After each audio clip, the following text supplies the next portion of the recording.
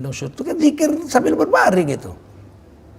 Atau karena belum bisa tidur, matanya terbuka, dia ingat. Nah, dia ingat. Ya Allah, bapak saya sudah wafat, ibu saya sudah wafat. Malam hari seperti ini, mereka dikubur, bagaimana nasibnya? Ya Allah, kita baca Fatihah, kita kemudian doa, ya Allah, ampunkanlah dosa bapak ibuku di dalam kubur di malam hari ini. Nah, ini zikir nih. Ya, mengingat ketika sedang berbaring. Yang kedua, wa yatafakkaruna fi khalqis samawati wal ard. Orang cerdas itu setelah ingat Allah berdiri, duduk atau berbaring, dia memikirkan wa yatafakkaruna fi khalqis samawati wal ard. Memikirkan kejadian langit dan bumi. Dia pikir. Kenapa orang miskin itu bisa tidur nyenyak? Itu bagi orang cerdas pikir tuh. Nyender aja gini di bawah pohon tertidur nyenyak. Ada lagi yang orang miskin itu tidur di rumah lantainya tanah. Digelarnya aja tikar dari pandan, ya, tidur.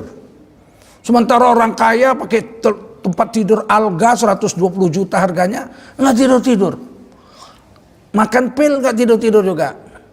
Ini dipikir, Masya Allah. Ya, ternyata ketenangan jiwa itu tidak Allah letakkan dalam harta. Ternyata ketenangan jiwa itu Allah letakkan dalam hati. Ada agama di situ. Kalau orang beragama, kuat akidahnya kepada Allah, dapat rezeki banyak, dia bersyukur, jiwanya tenang. Enggak dapat rezeki, dia bersabar, jiwanya tenang juga. Nah, oleh karena itu disuruh, itu ciri-ciri orang cerdas, memikirkan kejadian langit dan bumi. Kemudian apa? Rabbana ma khalaqta hadza batila subhanaka faqina adzabannar. Mereka berdoa. Ya Allah, tidak kau sia-siakan ini kejadian semua ini. Ini jadi ini seperti ini, indah seperti ini.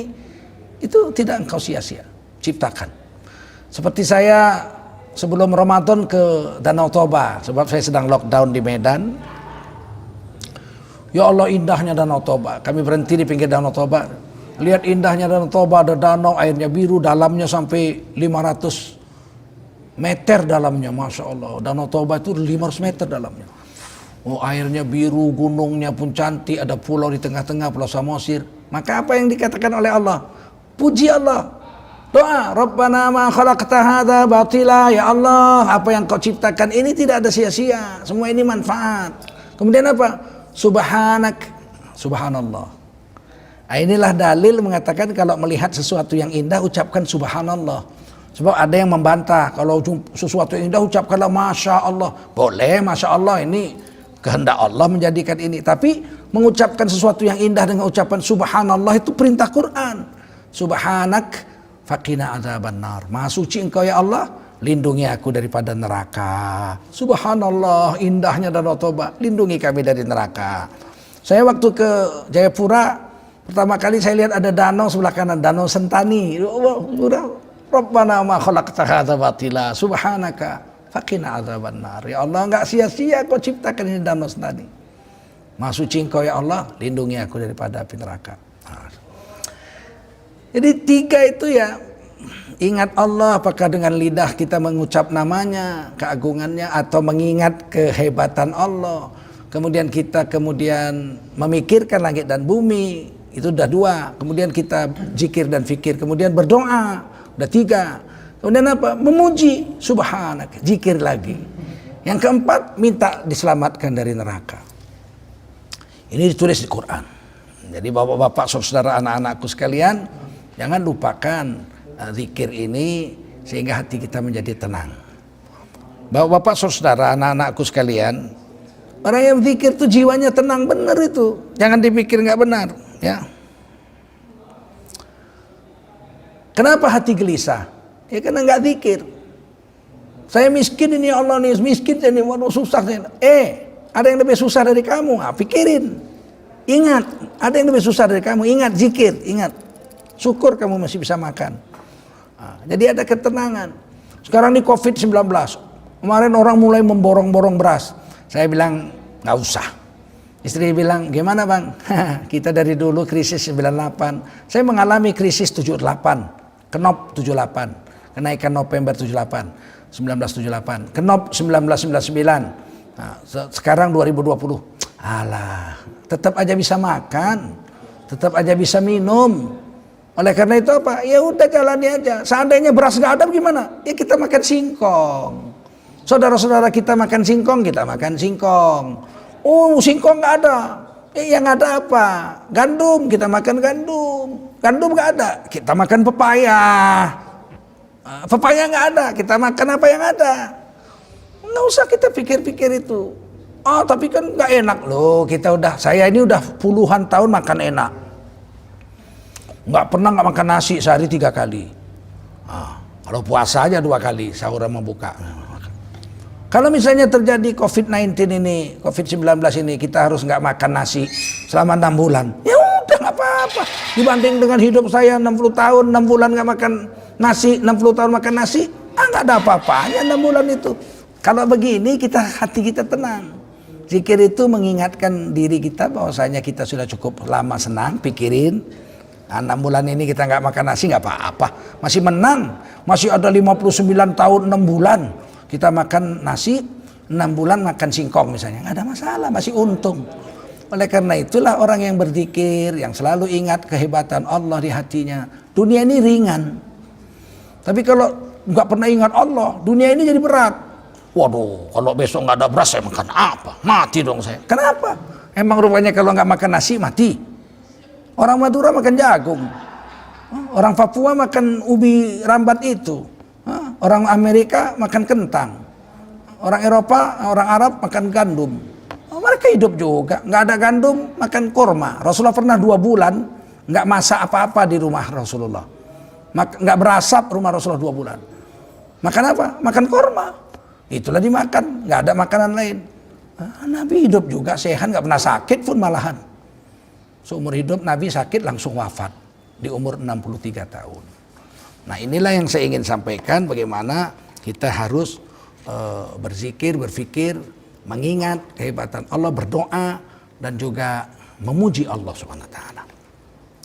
Dalam satu hadis riwayat Imam Tirmidzi, Rasulullah bersabda, "Idza marartum bi riyadil jannah farta'u." Jika kamu melewati sebuah taman surga, singgahlah kamu di taman surga itu, makan minumlah kamu sekenyang-kenyangnya di taman surga itu. Kila, ada yang bertanya, ditanya kepada Nabi, qalu, sahabat-sahabat bertanya, wa mariyatul jannah ya Rasulullah. Taman surga itu apa sih ya Rasul? Faqala Rasulullah SAW, Nabi menjawab, hilaqu dzikri. Taman surga itu adalah halaqah zikir. Nah, apa itu halaqah zikir? Duduk melingkar. Halaqah itu duduk melingkar seperti cincin. Nih seperti cincin ini. Kalau melingkar seperti cincin, itu orang-orangnya, maka disebut halaqah.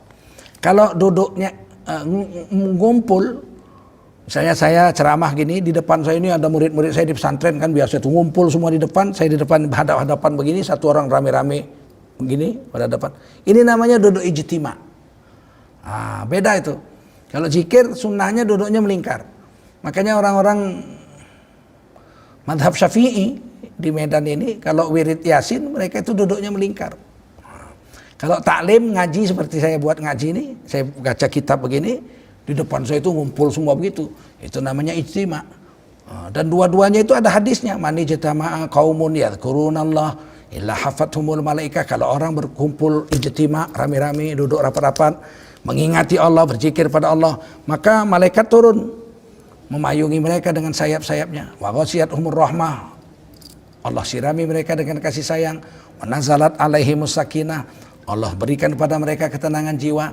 Wa dzakarahumullahu fiman indahu. Nama mereka disebut-sebut malaikat di langit sehingga seluruh malaikat kenal namanya. Nah, begitu.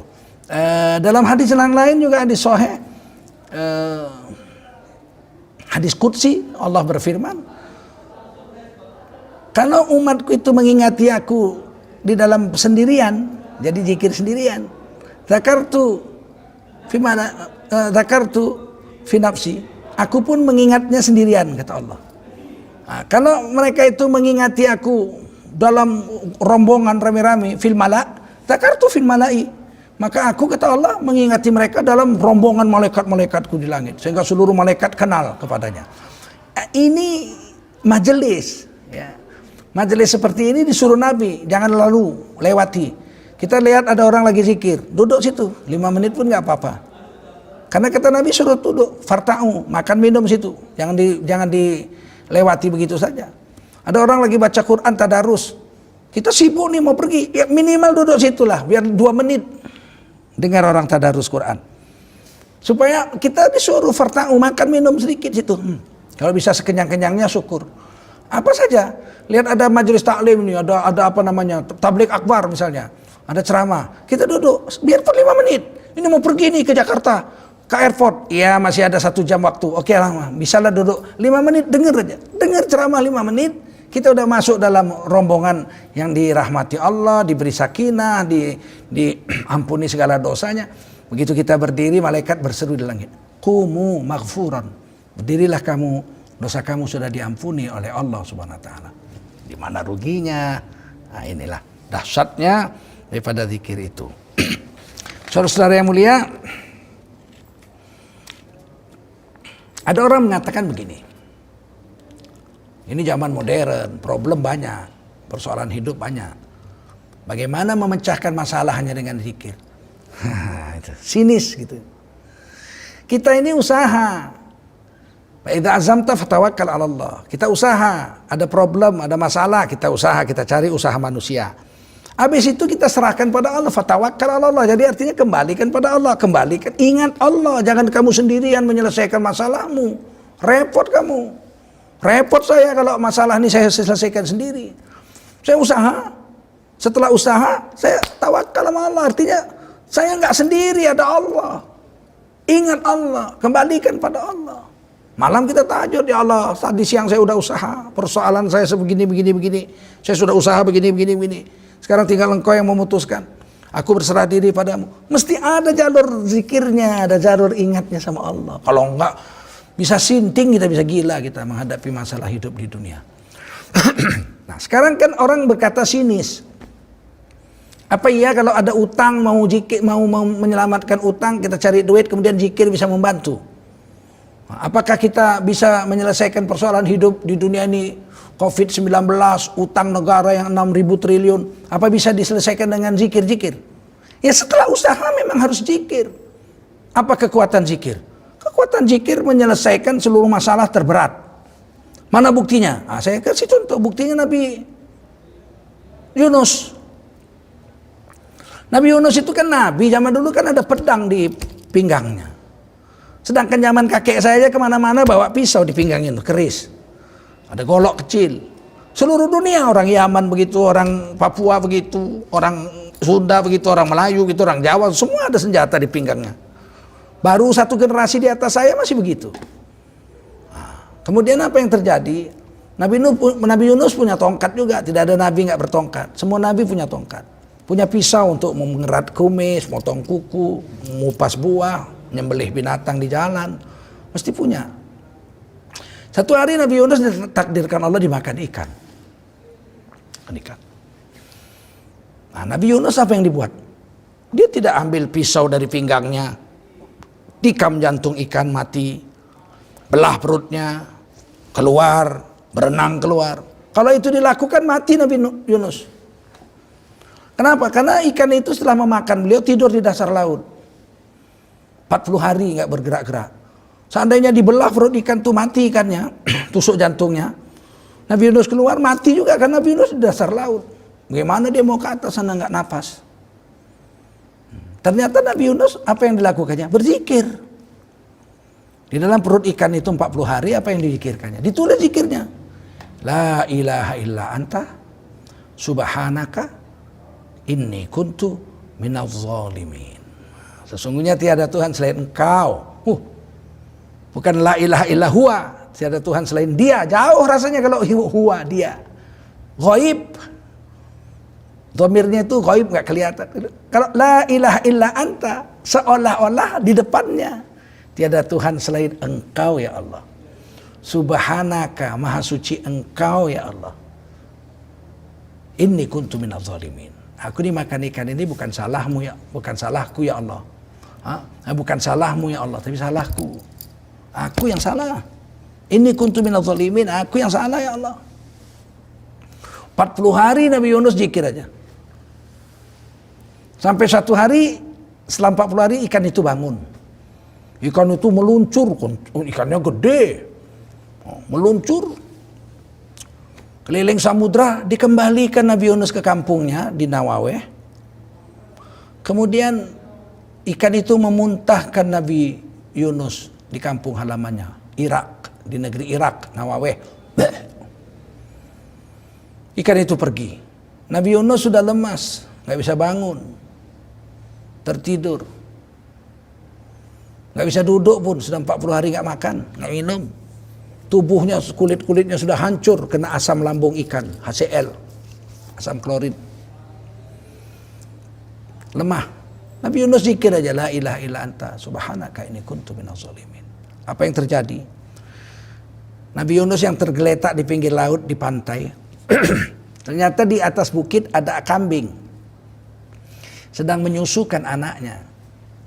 Kambing itu meninggalkan anaknya, lari-lari turun ke pinggir laut dan mengangkangi tubuh Nabi Yunus dan memberikan puting susunya ke mulut Nabi Yunus. Nabi Yunus duduk aja belum bisa, 40 hari nggak makan. Maka diisaplah puting susu itu. Langsung kambing itu memberikan minum seperti menyusukan anaknya. Setelah kenyang Nabi Yunus, kambing itu pergi ke bukit, kasih makan anak, makan rumput, kasih minum anaknya. Beberapa jam kemudian kambing itu datang lagi, memberi minum Nabi Yunus lagi. Sampai Nabi Yunus mampu duduk. Berapa hari itu? Setiap hari bisa 4-5 kali. Setelah Nabi Yunus duduk, Allah tumbuhkan, mana ada di pinggir laut buah labu. Tapi ini kuasa Allah. La haula wala quwata illa billah. Kita nggak bisa. Fa'alu lima yurid. Allah buat apa yang Allah mau. Tiba-tiba tumbuh buah labu, langsung buah dan langsung masak. Nabi Yunus sudah nggak bisa makan, cuma minum susu berapa hari, ambil tuh labu, memang di pinggangnya kan ada pisau. Dibelah tuh labu, beliau makan labu. Sampai sekarang orang yang sakit perut, itu obatnya makan labu. Memang itu di Quran ditulis. Nabi Yunus makan labu. Nah, dia dalam hadis tafsir menuliskan begitu. Setelah Nabi Yunus bisa berdiri, ini kulit-kulitnya jadi bagus. Jadi kalau kulit kita sakit, obat yang paling manjur di dalam Quran yang diceritakan adalah minum susu kambing. Sebab Nabi Yunus itu dalam tafsir katakan minum susu kambing. Susu kambing itu membuat kulit kita jadi halus. Rasulullah itu kulitnya kemerah-merahan halus. Karena Rasulullah setiap hari minum susu kambing. Asbab lah ini asbab. Ya. Kita pun begitu, kalau istri kita mau cantik nggak usah beli kosmetik sampai juta-jutaan. Kasih minum susu kambingnya tiap hari. Kasih makan labu, dia sehat. Kemudian apa yang terjadi? Nabi Yunus pulang ke kampung halamannya, seluruh kampung halamannya yang kafir semua udah masuk Islam semua. Kenapa? Tobat.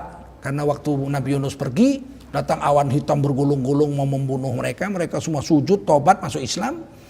Awan hitamnya pergi, mereka nunggu-nunggu mana Nabi Yunus, gak ada. Tiba-tiba Nabi Yunus datang. Mereka lihat, wah kenapa ditinggal Nabi? Kami udah tobat, kami udah masuk Islam. Semua selesai. Kafir yang didakwah yang menolak akhirnya masuk Islam semua. Nabi Yunus yang dimakan ikan selamat. Dengan apa? Dengan zikir. Zikirnya ditulis. La ilaha illa anta subhanaka inni kuntu minadz zalimin. Nah sekarang kenapa kita ada problem gak mau zikir? Kita usaha, malamnya kita zikir. Ya Allah, tadi pagi saya sudah buat usaha begini-begini. Bantu aku ya Allah. Ini kan dalil yang sahih dari Quran yang diceritakan oleh Allah kepada kita untuk kita turuti. Dzalikal kitab, ini Quran, la raiba fihi, tidak ada ragu-ragu di dalamnya, fihi hudal lil muttaqin. Di dalamnya terkandung petunjuk yang lurus bagi orang yang bertakwa. Quran ini hudal linnas, petunjuk bagi manusia. Kenapa kita enggak ikuti? Nah, inilah untuk memantapkan jiwa kita di bulan Ramadan ini supaya kita itu menguatkan zikir dan fikir itu. Semua ini Allah yang ciptakan. Yang menyelesaikan problem hidup ini Allah. Wa may yattaqillaha yaj'al lahu makhraja wa yarzuqhu min haitsu la yahtasib. Siapa yang bertakwa kepada Allah, Allah akan berikan jalan keluar dari kesulitan hidupnya. Allah yang buat jalan keluarnya, bukan kita. Yang buat jalan keluarnya Allah. Wa yarzuqhu min haitsu la yahtasib. Diberi bonus rezeki dari jalan yang tidak disangka-sangka. Ini masalah keyakinan dengan Allah, Quran yang bilang. Oleh karena itulah Nabi SAW setiap berbuat, malamnya Nabi doa. Apalagi ketika perang Uhud. Kita 1000, musuh 3000. Lagi berkecamuk perang tuh Nabi doa sampai selendang jatuh. Selendang dari bahu Nabi jatuh. Ya Allah, kalau mati semua ini, nggak ada lagi yang menyembahmu di bumi. Sampai Allah kirim waktu perang Badar juga gitu. Allah kirim malaikat untuk membantu Nabi. Dengan apa? Usaha dibuat, perang, siapkan pasukan, cegat di Badar waktu perang Badar, cegat di Uhud waktu perang Uhud. Tapi setelah usaha dibuat, Nabi doa sampai selendang jatuh.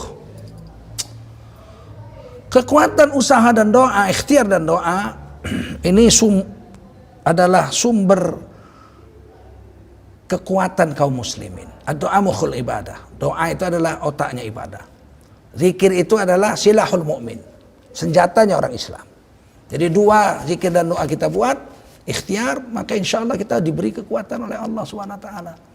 Nabi Yunus diselamatkan dari perut ikan dengan zikir. Nabi Muhammad dimenangkan pada perang Badar dengan zikir. Walaupun usaha dibuat, hanya tambah sedikit aja. Satu hari Abu Hurairah nanam korma. Beliau ini ahli sufi, nggak punya rumah, tinggal di teras, di sofah masjid, di sufah, di terasnya masjid Nabi. Di belakang rumah Rasulullah sekarang di Madinah yang ditinggikan tanahnya 70 cm, itu diberi atap. Sedangkan masjid Nabi waktu itu nggak beratap. Cuman diletakkan pelepah-pelepah korma sehingga kalau hujan banjir, bocor. Tapi kalau sofahnya, terasnya, itu untuk 70 sampai 300 sahabat yang nggak punya rumah tinggal situ.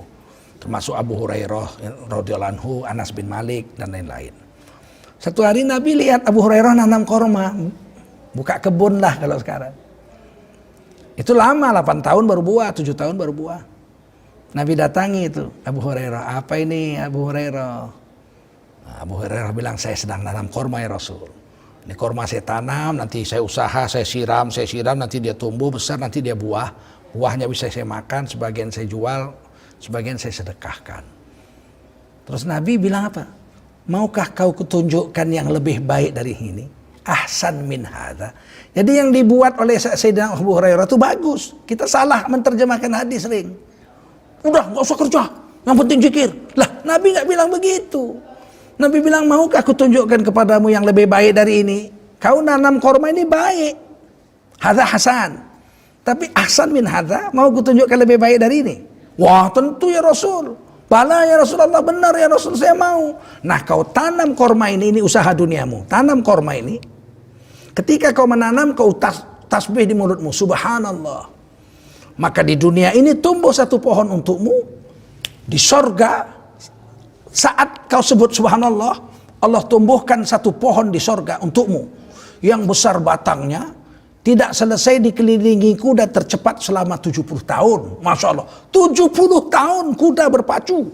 Satu pohon di sorga tidak selesai dikelilingi batangnya. Bagaimana menanam pohon di sorga? Kata Nabi, ucapkan subhanallah. Jadi kita tanam pohon di dunia, tumbuh di dunia. Nggak pakai subhanallah juga tumbuh di dunia. Bagus untuk anak cucu kita, untuk kita. Tapi di sorga nggak tumbuh. Nah kita tanam, waktu menanamnya kita baca subhanallah.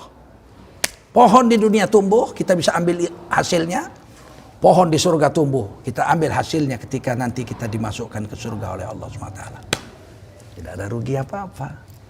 Nah, demikian ceramah ini saya kembalikan kepada moderator untuk kita memulai diskusi kita tentang zikir dan fikir, ya, tafakur dan zikir pada hari ini, dan doa juga tentunya agar kita semakin mantap jiwa kita di bulan Ramadan ini dan 11 bulan yang akan datang, tetap kita dalam masalah 4 ini.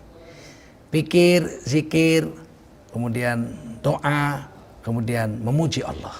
Dengan demikian kita termasuk dalam golongan orang-orang yang ulul albab, orang yang cerdas, kata Allah SWT. Amin ya rabbal alamin. Silakan. Teori bumi mengelilingi matahari itu ada di Quran.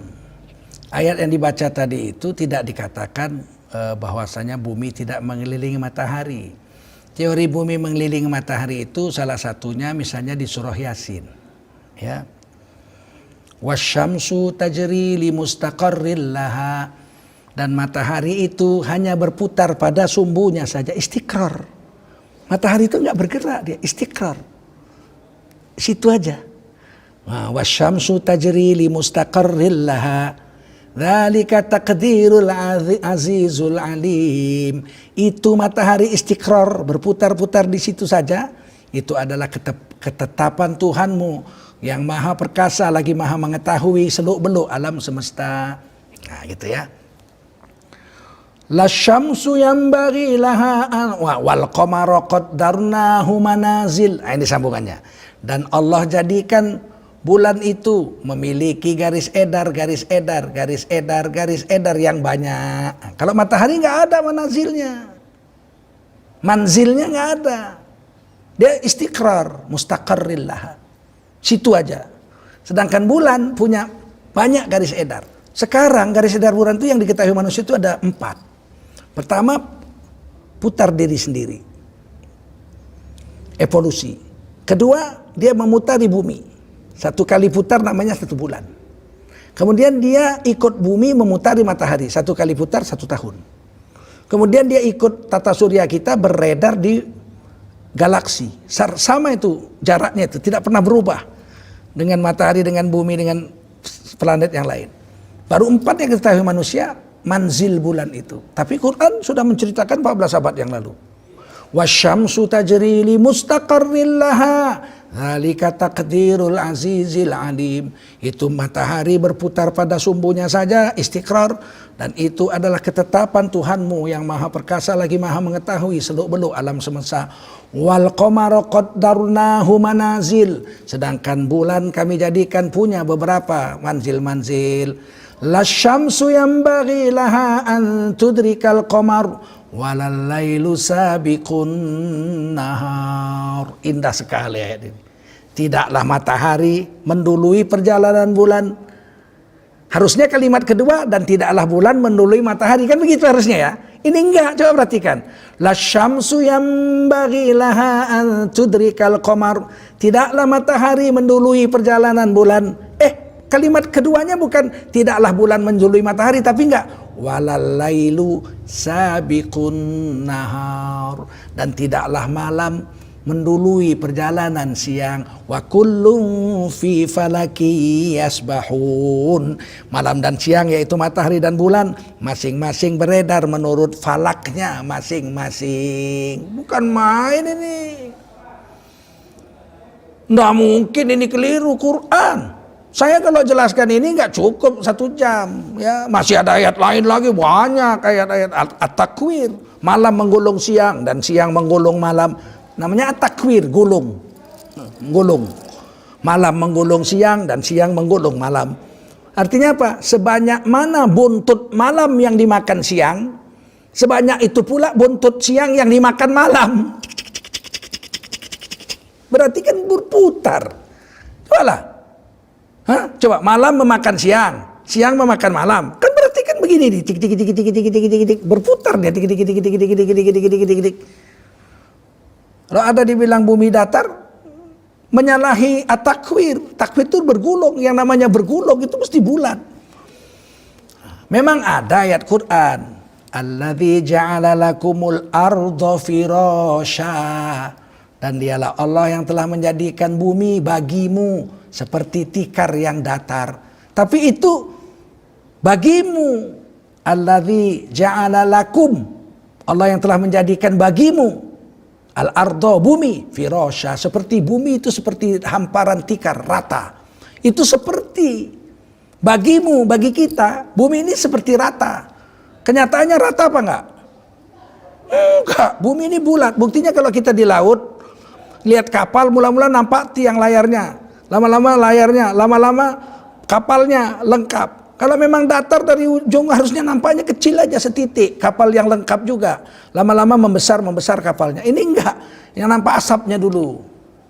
Asapnya dulu, lama-lama tiang layarnya, lama-lama layarnya, lama-lama baru kapalnya. Berarti kan sesuatu yang bulat yang begitu muncul pelan-pelan begitu. Nah, oleh karena itulah tidak perlu diperdebatkan bumi bulat atau tidak, pasti bulat. Kalau nggak bulat, Amerika sekarang jam 3 malam, di sini jam 3 siang, bagaimana kalau nggak bulat itu? Pasti begini dia, sini siang, sini malam. Nah, kalau seandainya matahari ini mengelilingi bumi ini dikelilingi oleh matahari, bumi yang diam, tidak mungkin. Karena perjalanan kita naik kapal terbang. Nah, ini bukti, saya pernah berapa kali naik kapal terbang ke Amerika, ke Eropa ya. Itu kalau pergi ke sana itu mengulang sehari. La ilaha illallah. Saya pernah bulan puasa pergi ke Amerika. Ini pengalaman nih supaya kalian lihat ini kenyataan. Saya naik kapal terbang dari Jakarta sampai ke Jepang. Saya puasa. Bulan Ramadan. Sampai di Jepang jam 5 sore. Saya tukar pesawat ke California, ke Los Angeles. Maka saya jam 5 sore itu berwudu, sholat, kemudian saya ke kamar mandi, kemudian saya ambil air dalam botol aqua, kemudian saya masuk, saya beli air, kemudian saya masuk ke dalam pesawat. Begitu saya masuk pesawat, pesawatnya baru mau terbang, saya lihat bulan udah terbit. Subhanallah, maghrib dong.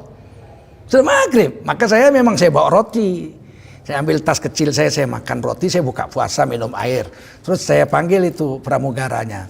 Sekarang sudah maghrib, saya bilang, sudah sunset already, matahari sudah tenggelam. Oh yes, the sun set already, matahari sudah tenggelam. Gembira lah saya, ya Allah, puasa saya sampai hari ini di Jepang. Kemudian terbang, saya buka itu peta terbangnya itu saya buka di depan saya. Baru sekitar 2 jam, saya lihat sudah hampir fajar. La ilaha illallah, ini udah hampir fajar, udah hampir terang. Maka saya panggil pramugaranya, dia datang, kamu puasa ya? Iya, dicatat di sini kamu minta makanan halal, saya sediakan udang sama sayur sama nasi, silahkan makan. Ini sebentar lagi down, the time is down, artinya fajar menyingsing. Saya makan. Maka kemudian saya niat puasa lagi. Jadi hanya sekitar 2 jaman saya buka puasa. Saya berniat puasa tanggal 12 waktu itu. Begitu mendarat di California jam 12 siang, jam 2 siang, saya dijemput, terus Pak Nitya yang jemput saya, sahabat saya yang jemput, tanya, puasa? Puasa, saya bilang. Fasting? Yes, of course, saya puasa. Terus saya bilang, ini tanggal berapa? Tanggal 12. Innalillahi wa inna. Saya bilang, saya dari Indonesia tanggal 12. Puasa saya. Lah iya, sampai di Amerika tanggal 12. Saya tetap puasa. Akhirnya bulan itu saya puasa 31 hari. Karena di Indonesia 1 hari sebelumnya. Sampai di Amerika kan 30 hari juga puasa tahun itu. Tapi 1 hari setelah saya. Wong di sini udah buka puasa, sana belum kan. Ini nanti Papua buka puasa 1 jam lagi. Di Amerika sahur aja belum. Makan sahur aja belum dia. Ayo. Bagaimana kalau kita bilang bumi ini datar? Mesti bumi ini bulat. Kemudian pulangnya ini yang lebih ajaib. Jadi waktu itu saya berangkat hari Rabu. 20 jam perjalanan terbang, mendarat di California hari Rabu. Dan saya puasa 2 hari Rabu itu. Hebatnya waktu pulang, saya pulang dari Vancouver. Dari Kanada. Pulang dari Vancouver, 22 jam perjalanan. Saya terbang hari Jumat. Di dalam pesawat saya sholat. Ya, sholat subuh saya di Taiwan. Sholat subuh di Taiwan, berangkat Jumat. Malam subuh di Taiwan saya sholat subuh. Harusnya kan Sabtu itu, subuh Sabtu itu harusnya. Orang perjalanan 20 jam kok. Tiba-tiba saya sampai Jakarta 22 jam. Supir saya bilang, kami tadi sholat Jumat di sini Pak. Loh, saya bilang sholat Jumat itu semalam kemarin. Harusnya ini hari Sabtu. Harusnya ini hari Jumat, saya berangkat Jumat. Harusnya ini hari Sabtu. Ini harus hari Sabtu. Saya berangkat Kamis. Harusnya ini hari Jumat gitu. Ternyata saya sampai Indonesia hari Sabtu. Hilang sehari. Saya ulangi itu. Jadi waktu saya berangkat dari Kanada, saya berhenti di Taiwan, saya sholat subuh, sampai di Indonesia harinya harusnya kan hari tambah sehari. Kalau Kamis jadi Jumat. Ternyata saya sampai di Indonesia Sabtu, Jumatnya hilang. Coba, kalau misalnya bumi di datar mana ada yang hilang? Pergi ke Amerika harinya berulang, Rebo tetap Rebo sampai sana, padahal perjalanan 20 jam. Pulangnya saya 22 jam, berangkatnya Kamis, pulangnya sampai di Jakarta 22 jam kemudian, harinya hari Sabtu bukan hari Jumat. Siapa bilang bumi itu datar? Kemana hilang satu hari itu? Ya karena perputaran bumi itu selain bulat dia berputar. Seandainya bumi diam aja mana hilang sehari? Nggak hilang sehari. Kalau seandainya bumi diam aja ke Amerika nggak akan berulang satu hari. Nah, jadi ketika kita ke arah barat, hari berulang sehari. Tapi ketika dari barat ke timur, hari hilang sehari. Berarti bumi itu berputarnya dari timur ke barat. Gedek gitu. Makanya matahari terbit di timur, tenggelam di barat. Nanti hari kiamat, kata Nabi, matahari terbit di barat, tenggelam di timur. Innalillahi wa inna ilaihi raji'un. Berarti kan terbalik itu bumi itu, memutar balik. Sehingga terjadi tumbuhan di dunia ini. 1.600 km per jam, jadi 1.600 km per jam, jadi 3.200 km per jam.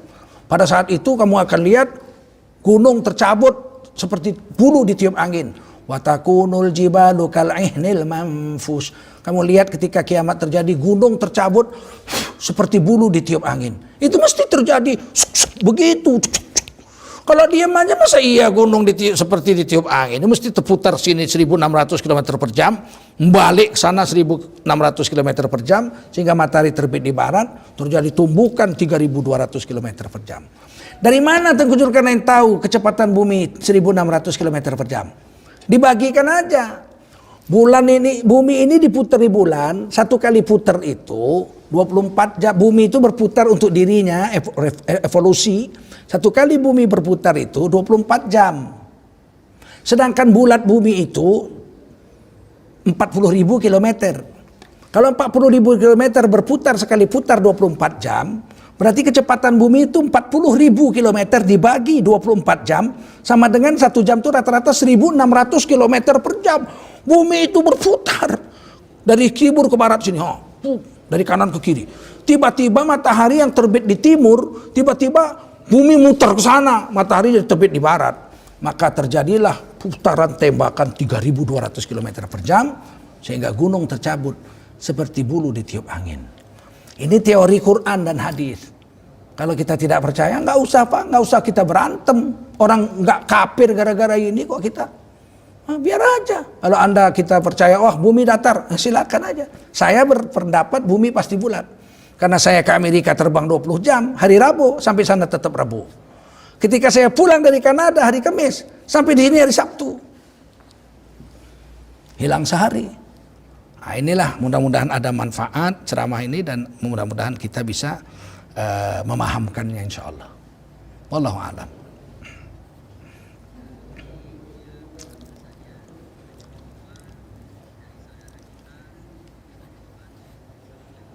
Waalaikumsalam warahmatullahi wabarakatuh.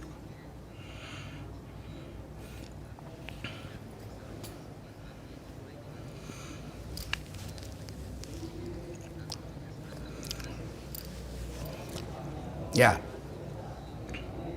Baik, yang kalau itu baca Quran. Ya zikir baca Quran, tilawah namanya. Jadi Nabi itu kalau selesai sholat, beliau baca ayat kursi. Ya. Kemudian baca qul huwallah, qul a'udzu birabbil falaq, qul a'udzu birabbin nas. Begitu kalau malam. Malam itu Nabi membaca Al-Fatihah, qul huwallah 3 kali, Al-Falaq, An-Nas sekali-sekali, kemudian baca ayat kursi, kemudian baca akhir surah Al-Baqarah. Urutan-urutan ini sunat. Kalau diikuti cara yang Nabi ajarkan bagus. Seandainya terbalik pun tidak haram.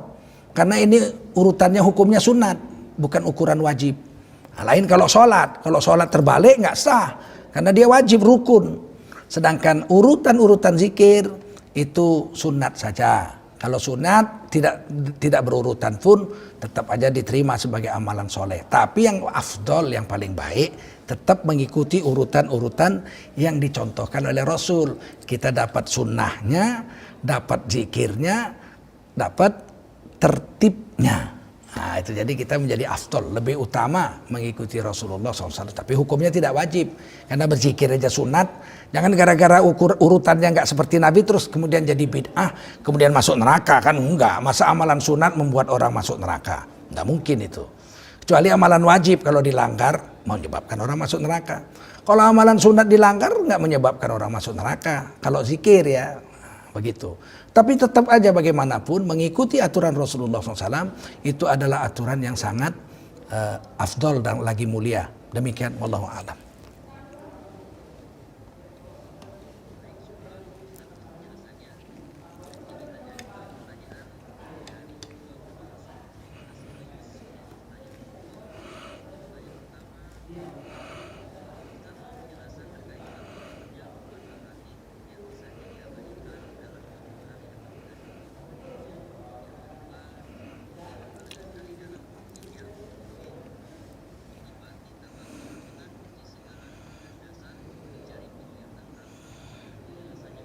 Ya, orang yang diam, tafakkur diam, itu seperti orang yang mencari air dengan menggali sumur. Jadi gali sumur, nanti dia akan dapat air bersih juga. Jadi dengan tafakkur, merenungi kehebatan Allah, merenungi kelemahan diri kita, mensyukuri nikmat yang telah kita terima, bersabar dengan musibah yang Allah beri. Itu kan semua tafakkur itu, diam direnung. Nanti kita akan mendapatkan satu mata air yang jernih di batin kita. Hasilnya ya apa itu? Hasilnya kita tawakal dengan Allah. Ya Allah, ternyata semua Engkau yang atur. Orang yang bertawakal itu kan seluruh urusannya beres. Wa may yattaqillaha yaj'al lahu fi kulli min kulli amrin. Orang-orang yang bertawakal kepada Allah, maka Allah jadikan seluruh urusannya beres. Nah, gitu ya. Selesai urusannya itu. Tidak ada kesulitan dalam seluruh urusannya. Maka merenung. Luqman Hakim itu merenung. Mendapatkanlah dia air jernih, mata air jernih di dalam nurani hatinya. Tetapi ada orang yang mendapatkan air jernih itu, kata Imam Ghazali, dengan berjalan. Berjalan, ketemu mata air di hutan, di bukit, dia dapat juga dia air jernih. Makanya mendapatkan kehebatan Allah itu ada yang merenung. Seperti Luqman Hakim, Nabi di Gua Hira sebelum dapat wahyu, tahanus, merenung. Di satu tempat, gak pindah-pindah. Tetapi ada yang berjalan, seperti Nabi Yunus dimakan ikan, itu kan berjalan dia. Nah, jadi yang seperti ini dua-duanya dimuliakan. Ada orang yang dengan berjalan, fasiru fil ardi fanzuru kaifa kana akibatul mukadzibin. Berjalanlah kamu di muka bumi, kau lihat nasib orang-orang yang mendustakan Allah. Hancur semua negeri-negeri mereka itu, negeri Pompei, negeri Ad, negeri Samud.